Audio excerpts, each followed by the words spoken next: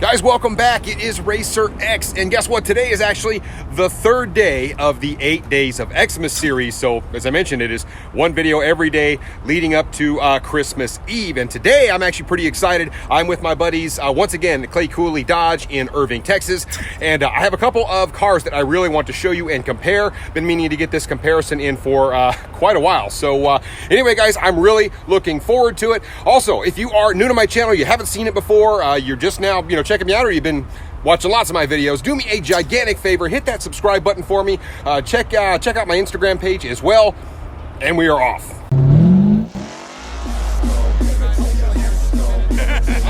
We got the 1,000 horsepower helmet.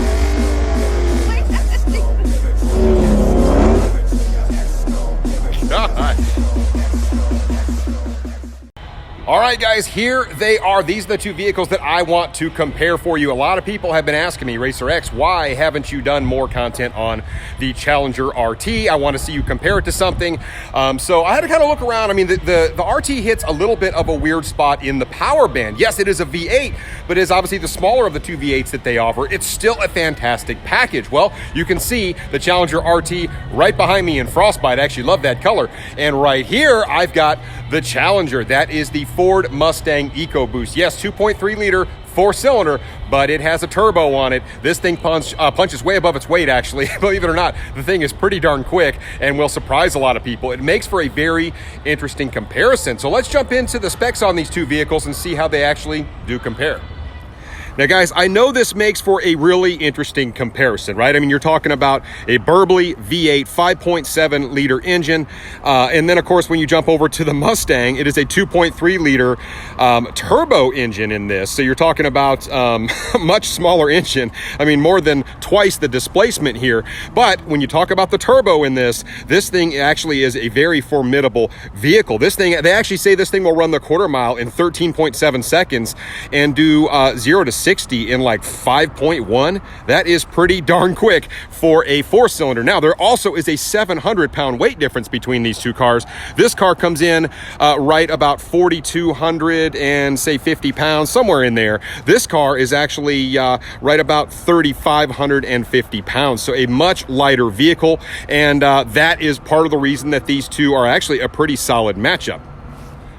Well, what do you get with the engine in the RT? As we do know, this is a Hemi, naturally aspirated 5.7, puts out right at 410 pound-feet of torque, 375 horsepower. So even though it is the smaller of the two V8s that they offer, it still packs quite a bit of punch. It sounds fantastic. It is mated to an 8-speed automatic transmission, the HP70. And then, of course, on the Mustang, this actually has a 10-speed. This is the first year. This is actually a 2018 model, but this is the first year that they put the 10-speed in these cars. This is actually a really clean car. But as we know, this one has a turbo on it. It is not naturally aspirated. So I think this makes for another really interesting comparison. This particular Mustang is about as based out as you can get an EcoBoost Mustang. You can see it's got those base wheels on there. It doesn't have a ton of bells and whistles on the inside of it. You can see this does have the cloth seats in here.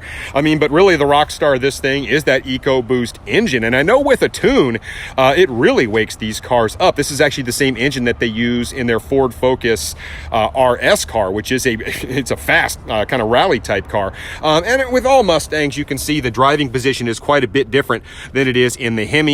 Everything is very neutral in this car versus driver-centric in the Challenger. So the two cars are, even though they're both kind of sports cars, if you will, the two cars are actually very different to sit in and very different to drive.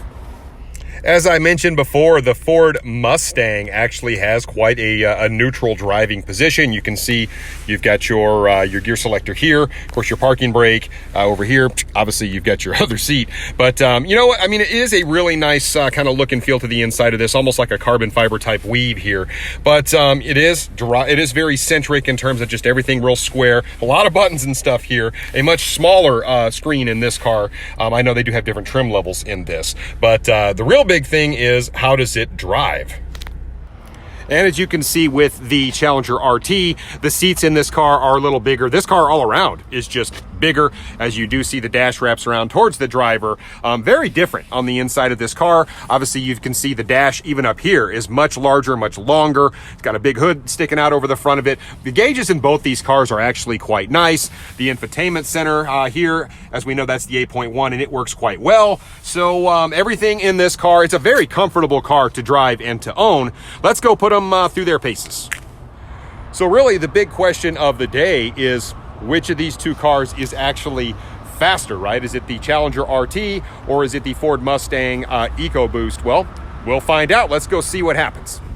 So now I'm actually in the Ford Mustang Ecoboost, and I have to admit that this car actually has a lot more just mid-range punch than I was expecting. Now I do have it in sport mode because that's just sort of what I do, but at the end of the day, I mean, the thing is just punchy. I mean, I'm sitting here cruising along, there it goes, downshift, and we are out of here. So man, you know, it doesn't feel crazy in terms of just crazy torque. The torque comes on kind of in a linear fashion in this, but it does feel like just when an initial tip in, it has more punch than really I was expecting. The throttle response on this car is pretty solid for a Turbo 4.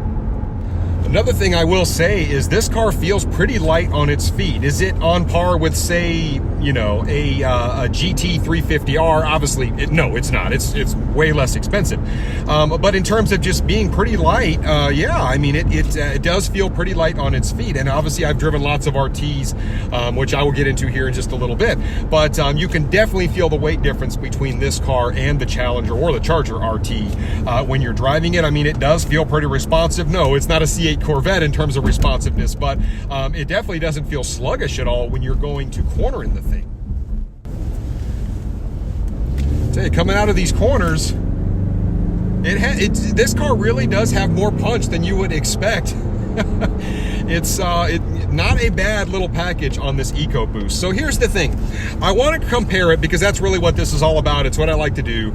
I want to see, because there's all this hype around, hey, look, man, the Ford Mustang Ecoboost is really fast and it can eat Dodge Challenger RTs. Well, I don't know about that because I know how punchy the Charger and the Challenger RT are. They're a ton of fun to drive. They sound good, which I will say for the RT, you want to talk about a car that sounds good. When you compare it to this car, at least in my mind, I will always take that V8 sound over a Turbo 4.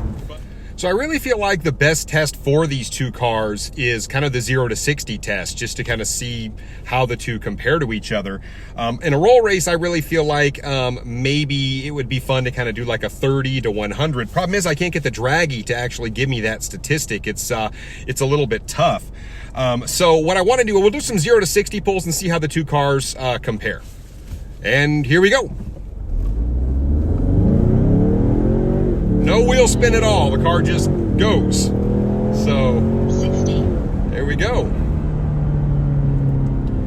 And let's see here. That one was a 6.47. So not exactly ideal for the Mustang. I think it's capable of much more. So we'll try it again.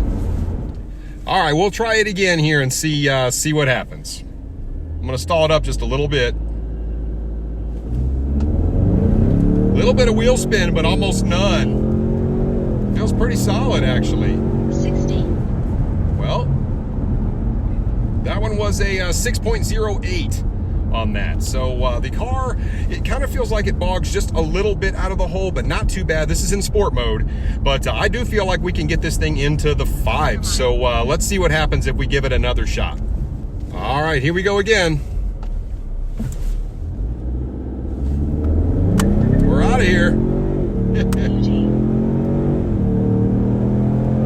Well, there you go. 6.02. So we're right on the edge of getting into the 5s. I have to admit that while this thing still has a lot of punch down low, I don't necessarily think the 0 to 60 test really favors this car. Obviously, with a 4-cylinder, you know, it makes it a little bit tough. This one, I think, really shines at speed. It's kind of like that 40 or 50 just punch. You can really feel it just punch you in the back. And it's just sort of impressive what this 4-cylinder can do. So I will say it does punch above its weight when you talk about even comparing this thing to a V8, but it really kind of does. So I'm going to give it one more shot and see if I can better my 6.02. All right, here we go. Last and final time.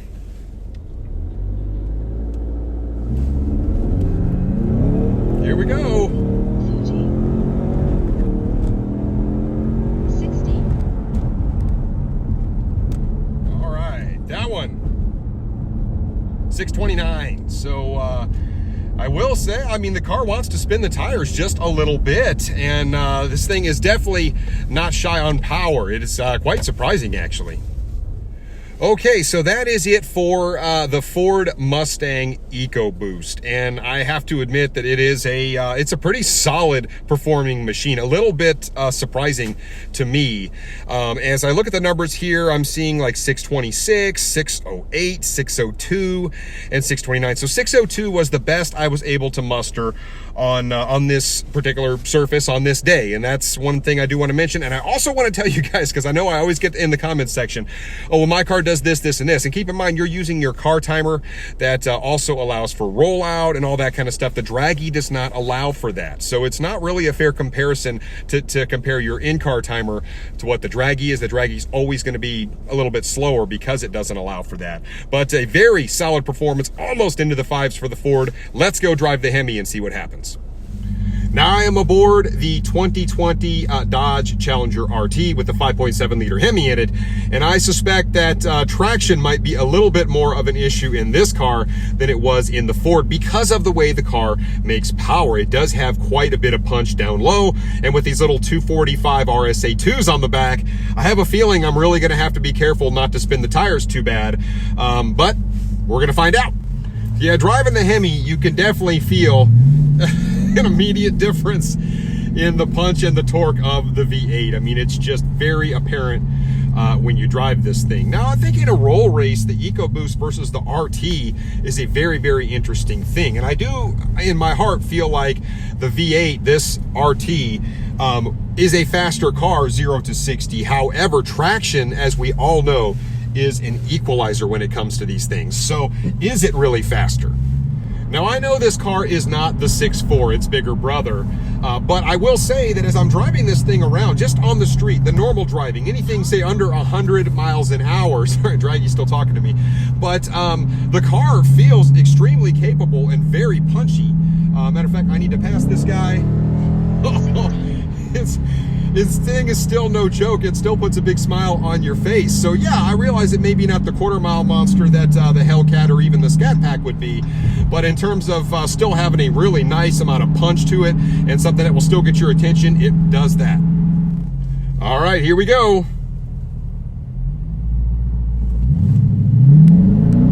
She's trying to spin. And that's it. So that one, 596 on my first run, and that was with a little bit of wheel spin. So let's try it again and see if we can't get a little better run. All right, let's try it again.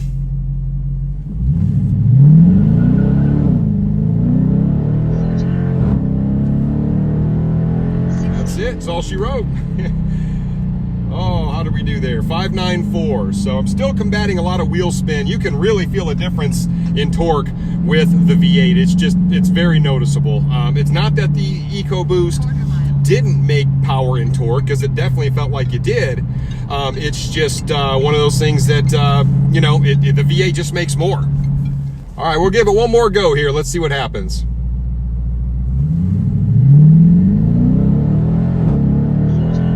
Feels pretty good. 60. All right, that was a 571, so we're getting better. I'm not going to do too many crazy pulls in this, but obviously we can see that the RT, it is more than a match for the Ford Mustang Ecoboost, especially from 0 to 60. So the verdict is in. So I'm kind of looking at my times here. We did a 596, 594, 571. As you can see, it continued to come down and down. And keep in mind, guys, this is a new car, so I'm not going to go super crazy with it. It's not broken in yet, but this thing really does perform. You can feel it when you drive it on the street. And that was fighting wheel spin with these crappy 245 RSAs on the back. And I always say that they should probably always have done at least 275s on the RT. And I kind of feel like the Scats and the Hellcat should always have 305s on them, because they do spin so easily. But they don't, and they don't listen to me, so that's okay. But at the end of the day, the RT, man, it really does find the sweet spot for on the street, because I was actually really enjoying driving this car around. It still has that punch, and even though when I'm driving the EcoBoost, like I said, I could still feel it kind of punch me in the back a little bit, and it doesn't feel shy on power at all. You could feel just a vast difference in the amount of torque, the sound coming out of this car, and it sort of reinvigorated my feel for the RT. It's just a really nice package for the street. Well, there you have it. So the RT actually came out on top, 0 to 60 on the street versus the Ford Mustang Ecoboost. And I kind of thought that might happen. The torque difference is just huge when you're driving these two cars. You can really feel it. Now, things will change a little bit in a roll race. I will admit that, because I really feel like the Ecoboost comes into its own in a roll race, and I feel like the RT struggles a little bit more when you get to the triple digits. But on the street, I do feel like the RT is more than a match for the Ecoboost. Anything really all the way up to, I don't know, maybe we'll say like 110 mile an hour, I think the RT will still get that. But anyway, it's been a fun little test, guys. Let me know what you think about it in the comments below. I really appreciate you sticking in with me, and I do want to take one quick second again and acknowledge my guys here at Cooley Dodge in Irving. Fantastic guys to deal with, always letting me review their vehicles, and they have so much really cool inventory. So once again, huge thank you to those guys as well, and I will catch you guys on the next one. So until then, Racer X.